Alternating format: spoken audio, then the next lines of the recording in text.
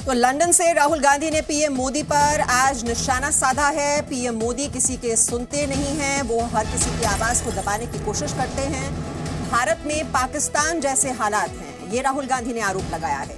देश का लोकतंत्र खतरे में है। तो ये सारी बातें राहुल गांधी ने कैम्ब्रिज यूनिवर्सिटी में बोली हैं। वहां पर एक सेमिनार में उन्होंने हिस्सा लिया और केंद्र सरकार पर निशाना साधा, पीएम मोदी पर निशाना साधा, ये कहते हुए कि पीएम मोदी किसी की सुनते नहीं है, यहां पर नफरत फैलाने की कोशिश हो रही है, केरोसिन छिड़क दिया गया है। तो बीजेपी पर भी आरोप लगाए हैं, पीएम मोदी पर आरोप लगाए हैं, देश का लोकतंत्र खतरे में है।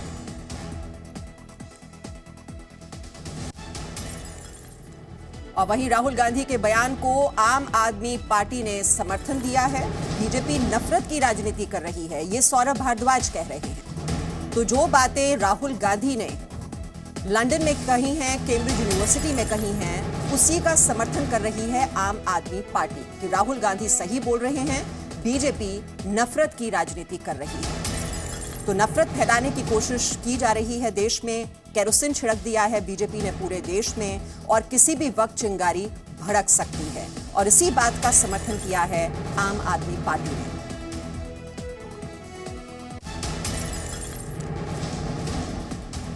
तो लंदन से राहुल गांधी ने पीएम मोदी पर निशाना साधा है। एक बार फिर से विदेशी मंच का इस्तेमाल देश को बदनाम करने के लिए, ये कहते हुए कि पीएम किसी की सुनते नहीं है, यहां पर आम लोगों की आवाज को दबाने की कोशिश की जाती है, देश का लोकतंत्र खतरे में है। ये आरोप राहुल गांधी पहले भी कई बार लगा चुके हैं कि देश का संविधान खतरे में है, लोकतंत्र खतरे में है और एक बार फिर से लंदन पहुंचकर पीएम मोदी पर निशाना साधा है राहुल गांधी ने। पीएम मोदी किसी की सुनते नहीं हैं, हर किसी की आवाज को दबाने की कोशिश की जाती है। तो बीजेपी पर यह जोरदार निशाना साधा है राहुल गांधी ने लंदन में। देश का लोकतंत्र खतरे में है, लद्दाख में यूक्रेन जैसे हालात हैं। तो जो चीन के साथ जो विवादित मुद्दे हैं उसको लेकर भी केंद्र सरकार पर निशाना साधा है राहुल गांधी ने कि उनकी सुनी नहीं जाती है, सरकार मौन हो जाती है। चीन से जुड़ा हुआ ये जो पूरा विवाद है इस पर चुप्पी साध लेती है सरकार और पीएम मोदी किसी की सुनते नहीं है।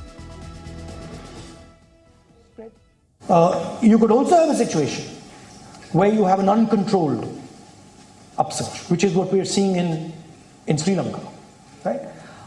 India is not in a good place. The BJP has spread kerosene all over the country. You need one spark and we'll be in big trouble. And so I think that's also the responsibility of the opposition, the Congress, that bring people together, bring the communities together, bring the states together, bring the religions together and say, listen, we need to cool this temperature down, because if this temperature doesn't cool down, things can go wrong.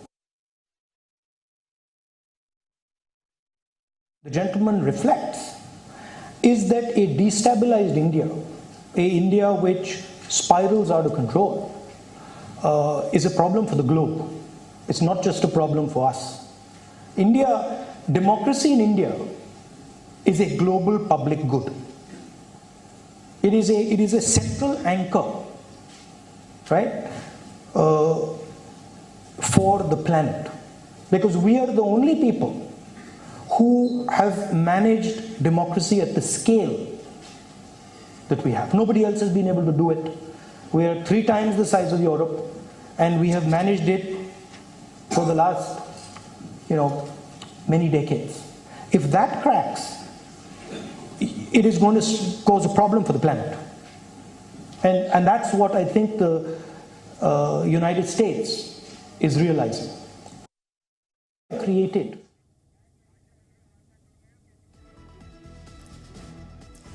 तो 2 शब्दों का इस्तेमाल किया राहुल गांधी ने यहां पर, डिस्टेबलाइज्ड India और यहां पर जो स्थिति है वो आउट ऑफ कंट्रोल है।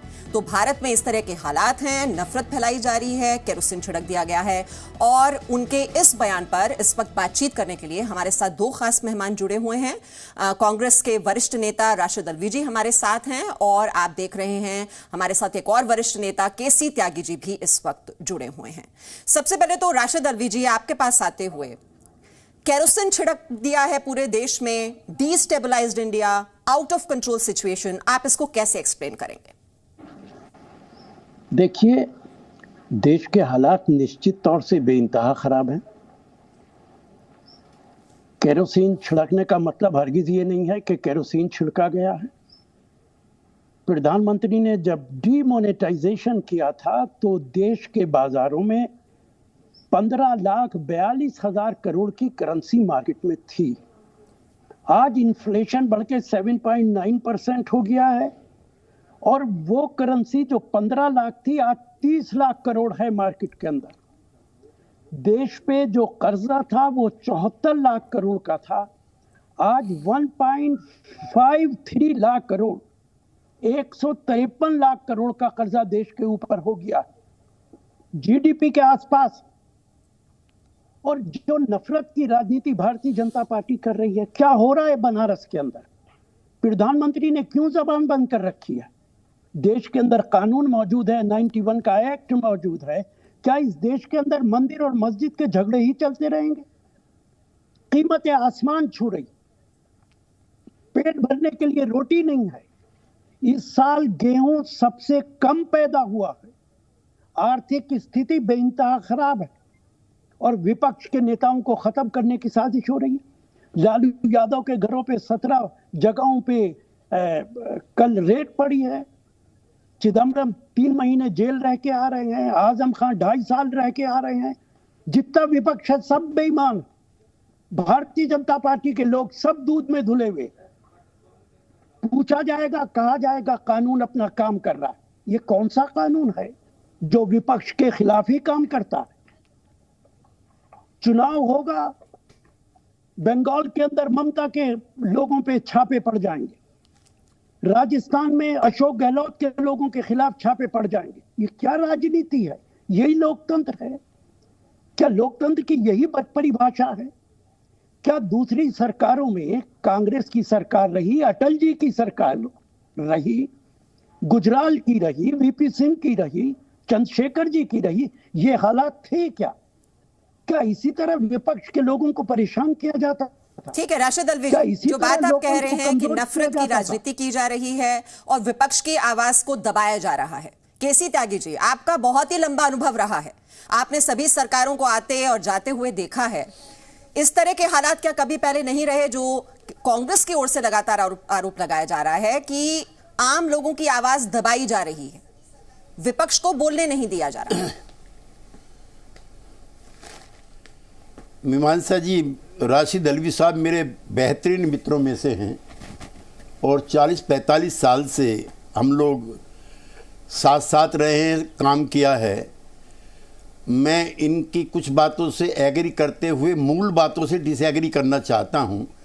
एक तो राशिद भाई, विदेश में क्या इस तरह हमको और सरकार को अलग अलग दिखना चाहिए? तो मैं आप ही के प्रधानमंत्री नरसिंहा राव जी थे 1982 में, यूएन में गर्मा गर्म बहस हुई कि कश्मीर में ह्यूमन राइट्स का वायलेशन होता है और हमारा पक्ष कमजोर दिखा तो जेनेवा के ह्यूमन राइट्स कमीशन में ये कश्मीर का मामला चला गया।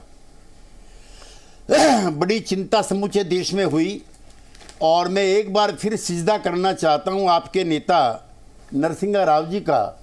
उन्होंने उस समस्या से हल करने के लिए एक ऑल पार्टी डेलीगेशन भेजा जिसके हेड थे श्री अटल बिहारी वाजपेयी, दूसरे नेता थे उसमें फारूक अब्दुल्ला, सलमान खुर्शीद थे विदेश राज्य मंत्री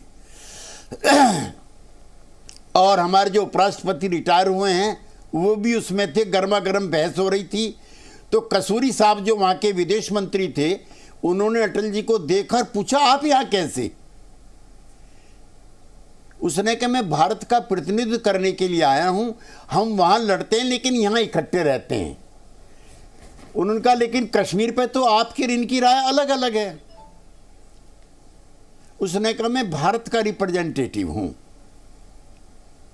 तो मेरा आपसे भी निवेदन है, राहुल गांधी जी से हम यहां रोज लड़ेंगे, मंदिर पे भी मस्जिद पे भी। मैं कई मामलों में आपसे भी इत्तेफाक रखता हूं, जो माहौल है वो अच्छा नहीं है, लेकिन जब देश से बाहर जाएंगे तो ये नहीं कहेंगे कि देश की हालत खराब है।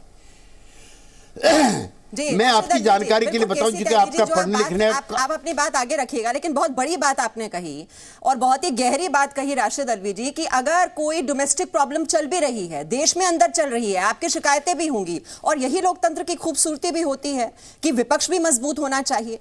अगर समस्याएं हैं तो मिल बैठकर आप वाद विवाद कीजिए, लेकिन विदेशी मंच का इस्तेमाल करना, देश की छवि को नुकसान पहुंचाना, इससे पार्टी को क्या हासिल होगा? देखिए, केसी त्यागी जी ने जो कुछ कहा है, त्यागी जी ने और मैंने न जाने कितनी पब्लिक मीटिंग है जो हम दोनों ने एक साथ एड्रेस की, एक दो नहीं की, लगातार की। इनकी और मेरी विचारधारा में कोई बहुत ज्यादा फर्क नहीं, लेकिन जो आर्गुमेंट केसी त्यागी जी ने दिया वो तो मेरे फेवर में जाता। नरसिम्हा राव ने अटल बिहारी वाजपेयी को भेजा विदेश के अंदर, क्या कि हमारे प्रधानमंत्री नरेंद्र मोदी जी ये काम करेंगे क्या? उसके साथ यही एटीट्यूड अपना सकते हैं जो नरसिम्हा राव ने अपनाया था। राजीव गांधी ने अटल जी के इलाज के लिए खामोशी से बाहर भेज दिया। अटल जी ने कहा था कि अगर राजीव गांधी मुझे ना भेजते तो मेरी जिंदगी खतरे में पड़ जाती। क्या ये हालात हैं आज देश के? वो लोकतंत्र था, ये लोकतंत्र नहीं है।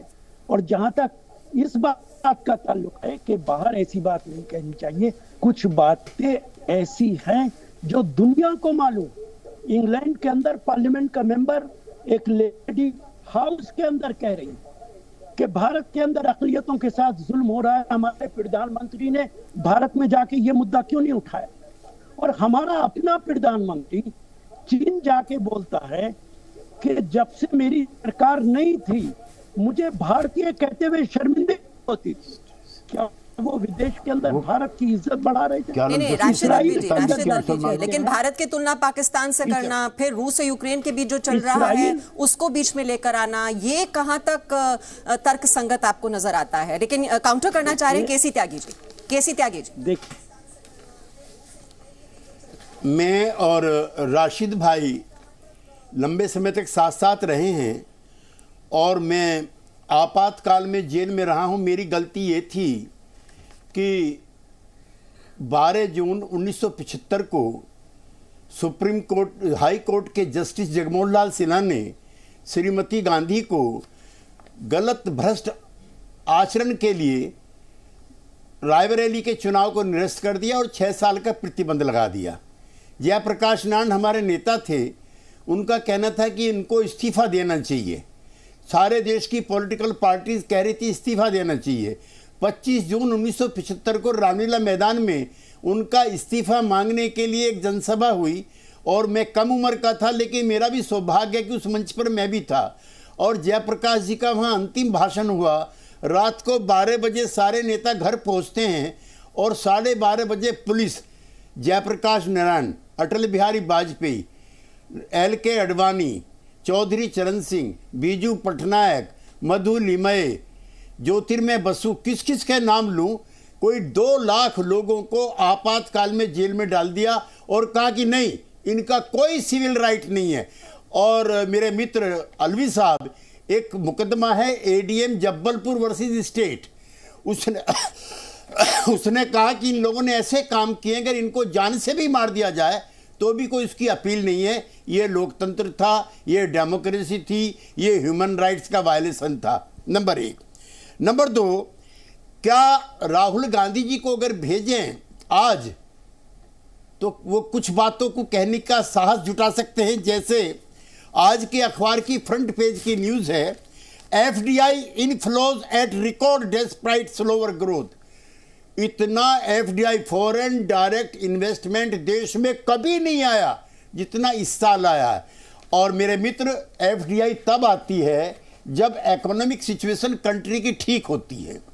आज हिंदुस्तान गेहूं, चावल, शक्कर का दुनिया का सबसे बड़ा निर्यात करने वाला मुल्क है। कभी ऐसा भी था कि इसी मुल्क में फैमाइन हुआ था कलकत्ता का, जिसमें 30 लाख लोगों के मरने की खबर है।